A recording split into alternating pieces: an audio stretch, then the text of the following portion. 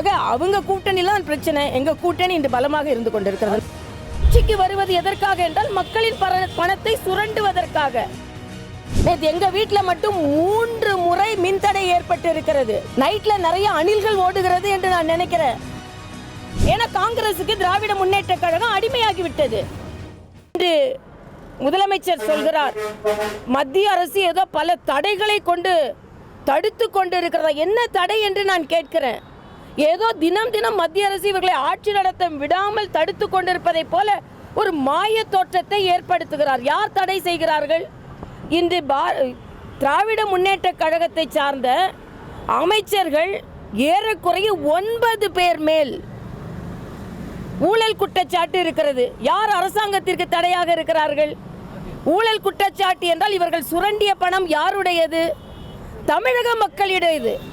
எதற்கெடுத்தாலும் மத்திய அரசிடம் இருந்து நிதி எங்கேன்னு கேட்டால் இன்னைக்கு இவர்கள் சுருட்டிய பணத்தை எடுத்து பார்த்தால் அதை விட அதிகமாக இருக்கும். இன்னைக்கு பெரியசாமி உட்பட அவர் குற்றச்சாட்டு நிரூபிக்கப்பட்டு இருக்கிறது. ஆக நீங்கள் ஆட்சிக்கு வருவது எதற்காக என்றால் மக்களின் பணத்தை சுரண்டுவதற்காக. இங்கே காஷ்மீராக விடமாட்டோம் என்று சொல்கிறார். அது மக்களின் நல்ல எண்ணம். மக்கள் ஒற்றுமையாக வாழ்ந்து கொண்டிருக்கிறார்கள். ஆனால் நீங்கள் வேங்கை வயல். இதுவரைக்கும் எந்த ஆட்சியிலுமே குடிதண்ணீரில் மலம் கலக்கப்படவில்லை. திராவிட முன்னேற்ற கழக ஆட்சியில் குடிதண்ணீரில் மலம் கலக்கப்பட்டிருக்கிறது. பள்ளி குழந்தைகளிடம் ஜாதிய வேற்றுமை இல்லை, இதுவரைக்கும் இல்லை. ஆனால் பள்ளி குழந்தைகளிடம் ஜாதிய வேற்றுமை விதைக்கப்பட்டிருக்கிறது திராவிட முன்னேற்ற கழக ஆட்சியில். இன்று இந்து மக்கள் எந்த இடத்திலும் புறக்கணிக்கப்படவில்லை. ஆனால் மத வேற்றுமையை ஒரு விழாக்கு வாழ்த்து சொல்லக்கூடாத அளவிற்கு கூட மத வேற்றுமையை விதைத்து கொண்டிருக்கிறார் முதலமைச்சர் அவர்கள். ஆக இன்று ஜாதிய வேற்றுமை, மத வேற்றுமை இவர்கள் விதைத்து கொண்டிருக்கிறார்கள். தமிழக மக்கள் முறியடிப்பார்கள் என்றால் திராவிட முன்னேற்ற கழகத்தை முறியடிப்பார்கள். நான் கேட்கிறேன், எந்த ஆதாரமும் இல்லாமல் ஏதோ பாரதிய ஜனதா கட்சி ஏதோ வேற்றுமையை ஏற்படுத்தி கொண்டிருக்கிறது என்று சொல்கிறார்கள். இன்னைக்கு பார்த்தீங்கன்னா வக்ஃப் பற்றி ஷேக் தாவூத் கூட அவர் சொல்லியிருக்கிறார். என்ன சொல்லியிருக்கிறார்? நிறைய 9 லட்சம் கோடி மக்களின் பணம் சுருட்டப்பட்டு இருக்கிறது. அது ஏழை இஸ்லாமியர்களுக்கு கொடுக்கப்படுவதற்காகத்தான் இந்த வக்ஃப் திருத்த சட்டம் கொண்டு வந்திருக்கிறது என்று ஒரு இஸ்லாமியர் சொல்கிறார். வக்ஃபோர்டு மூலமாக வருமானம் வந்திருந்தால் அத்தனை இஸ்லாமியர்களும் இன்று செல்வந்தர்களாக இருக்க வேண்டும். அவர்களை வாக்கு வங்கியாக மட்டுமே பயன்படுத்தி கொண்டிருக்கிறார்கள் என்று சொல்கிறார்கள். இன்றைக்கு முதலமைச்சர் எந்த தடையும் இல்லை, நாங்கள் தடைகளை தாண்டுவோன்னு சொல்கிறார்ல. மத்திய அரசு தடையெல்லாம் கொண்டு வரல, மின் தடையை இன்னைக்கு மாநில அரசு தான் ஏற்படுத்தி கொண்டிருக்கிறது. நைட்டில் நிறைய அணில்கள் ஓடுகிறது என்று நான் நினைக்கிறேன். நேற்று எங்கள் வீட்டில் மட்டும் 3 முறை மின் தடை ஏற்பட்டு இருக்கிறது. ஆக முதல்லாம் பகலில் அணில் ஓடிக்கொண்டிருந்த அணில் இரவில் ஓடுகிறதா? தடை என்று சொல்கிறீர்கள். முதல் மின் தடையை நீங்கள் தடை செய்யுங்கள். எந்த தடையை நாங்கள் தாண்டி கொண்டிருக்கிறோம் என்றால் மின் தடையை கூட நீங்கள் தாண்டல. சாமானிய மக்கள் நேற்று எங்கள் வீட்டுக்குள்ள பக்கத்தில் உள்ள மக்கள்லாம் வெளியே வந்துட்டாங்க. ஃபோன் பண்ணால் மின்துறை ஊழியர்கள் வருவதில்லை. ஏனென்றால் மின்துறை ஊழியர்கள் பற்றாக்குறை இருக்கிறது என்று சொல்கிறார்கள். மின்துறை ஊழியர்கள் பற்றாக்குறை. இன்னைக்கு மருத்துவமனையில் ஊழியர் பற்றாக்குறை, அரசாங்க ஊழியர்கள் பற்றாக்குறை. ஆக எல்லா தடைகளையும் தாண்டணும். ஒரு மின் தடையை தாண்டுங்க, அதுக்கப்புறம் நீங்கள் தடைகளை தாண்டுறீங்களா இல்லையா நாங்கள் பார்க்குறோம். இல்லாத தடைகள் ஏதோ மத்திய அரசு டெய்லி உங்களுக்கு தடை போட்டு கொண்டிருக்க மாதிரியும், அது இவர்கள் தாண்டி கொண்டிருக்க மாதிரியும், பாம்பு நரி இன்னும் யாரெல்லாம் இருக்கும் போது அணிலை கண்டுபிடிங்க. இரவில் எந்த அணில் ஓடுதுன்னு கண்டுபிடிச்சி மின் தடையை தடை செய்யுங்க, அதுக்கப்புறம் நம்ம பார்க்கலாம். அதனால் முதலமைச்சர் ஒரு பெரிய தோற்றத்தை தோல்வி அடைந்து கொண்டிருக்கிறது திராவிட முன்னேற்ற கழக அரசு.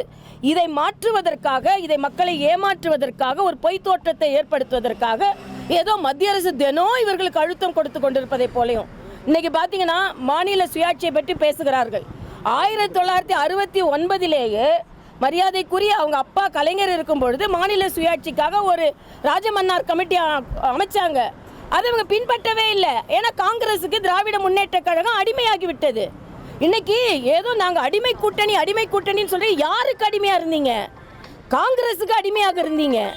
ராஜமன்னார் கமிட்டி சொன்னதை கூட நீங்கள் நிறைவேற்ற முடியாமல் நீங்கள் காங்கிரஸுக்கு அடிமையாக இருந்தீங்க. இன்றைக்கும் காங்கிரஸுக்கு அடிமையாக இருந்து கொண்டிருக்கிறீர்கள். அதனால் ஏதோ கூடா கூட்டணி, அடிமை கூட்டணி என்று சொல்வதையெல்லாம் இன்றோடு நிறுத்தி கொள்ளுங்கள். எந்த தடையையும் பாஜக மக்களுக்கு ஏற்படுத்தவில்லை. இன்று சொல்கிறேன் என்று அவர் பாரதிதாசனின் பாடலில் ஒரு அழகான ஒரு வாசகம் வரும், செந்தாமரை காடு பூத்தது போல அப்படின்னு ஒரு வார்த்தை வரும். அதே மாதிரி செந்தாமரை காடை நாங்கள் ஏற்படுத்துவோம் தமிழகத்தில். ஆக தமிழில் கூட வேற்றுமை விதைத்த நீங்கள் இன்று வேற்றுமை பற்றி பேசுகிறீர்கள். இன்னைக்கு கும்பமேளாவை பற்றி பேசுகிறாரு முதலமைச்சர் அவர்கள். இதே பீச்சில் வானூர்தி அந்த சாகச நிகழ்ச்சியில் ஆயிரக்கணக்கான மக்கள் சேர்ந்ததிலே உயிர்களை காப்பாற்ற முடியாத நீங்கள் 40-50 கோடி மக்கள் கூடிய ஒரு கும்பமேளாவை பற்றி நீங்கள் பேசிக்கொண்டிருக்கிறீர்கள். கள்ளச்சாராய மரணங்களை தடுக்க முடியாத நீங்கள் இன்று நீங்கள் பேசிக்கொண்டிருக்கிறீர்கள். ஆக ஒரு சின்ன கூட்டத்தை கூட கட்டுப்படுத்த முடியாத நீங்கள் மற்றவர்களை பற்றி பேசிக்கொண்டிருக்க. எப்போ பார்த்தாலும் தமிழ்நாட்டை பாருங்க, உத்தரப்பிரதேசத்தை பாரு, மத்திய பிரதேசத்தை பாரு. தமிழக மக்களை முதல்வரை தமிழகத்தை பார்க்க சொல்லுங்கள். அதைத்தான் நான் மக்களிடம் கேட்டுக்கொள்கிறேன். நன்றிப்பா. இப்போ எலெக்ஷன் நேரத்தில் நிறைய இந்த கூட்டணி தொடர்பான பேச்சுகள் வருது. அதிமுக பாஜக கூட்டணி முடிவாயிடுச்சு, திமுக ஓரளவுக்கு நிறைவேறிச்சு. இப்போ விஜய் இருக்கிறாரு, உங்களுடைய கூட்டணிக்கு அவர் அப்ரோச் பண்ணுறாங்க அப்படிங்கிற பட்சத்தில் உங்களுடைய எண்ணம் என்னவா? விஜய் இப்போ தான் பூத் கமிட்டி கூட்டத்துக்கு இறங்கி வந்திருக்கிறார். அதற்கு பின்பு அவரது அரசியல் நகர்வுகள் எப்படி இருக்குன்னு பார்க்கலாம். ஆனால் ஏதோ அதிமுக பாஜக கூட்டணி விமர்சிப்பவர்கள் அண்ணன் திருமாவளவனின் நிலை என்ன என்று, கம்யூனிஸ்ட்களின் நிலை என்ன, காங்கிரஸின் நிலை என்ன, காங்கிரஸில் செல்வ பெருந்தகை துணை முதலமைச்சர்னு ஒரு போஸ்டர் ஒட்டினோன்னு அது கிழிக்கப்படுகிறது. அண்ணன் திருமாவளவன் சுதந்திரமாக ஒரு நிகழ்ச்சியில் கூட கடைபிடிக்க முடியாதவர்களுக்கு, பங்கு கொள்ள முடியாதவர்களுக்கு அவர் அழுத்தப்படுகிறார். ஆக அவங்க கூட்டணிலாம் பிரச்சனை, எங்கள் கூட்டணி இன்று பலமாக இருந்து கொண்டிருக்கிறது. நன்றி. இதுபோன்ற செய்திகளை மேலும் தெரிந்து கொள்ள எங்களது யூடியூப், ஃபேஸ்புக் மற்றும் ட்விட்டர் ஆப்களை சப்ஸ்கிரைப்